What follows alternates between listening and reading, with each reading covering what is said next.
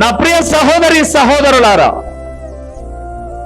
నీ భార్య స్థానం ఎవరికి ఇవ్వకూడదు నువ్వు, నీ భర్త స్థానము కూడా ఎవరికి ఇవ్వకూడదు నువ్వు. అలాగే ఇస్తే అది జారత్వం, వ్యభిచారం అన్నాడు. నీకు ఇంకా వయసుందా, వివాహము ఒకవేళ నువ్వు వయస్సులోనే భర్తనేమైనా కోల్పోయి పెళ్లి చేసుకో, బైబిల్ గ్రంథం సెలవిస్తుంది, వివాహం చేసుకో, రైట్ రాయల్ గా కాపురం చేయి.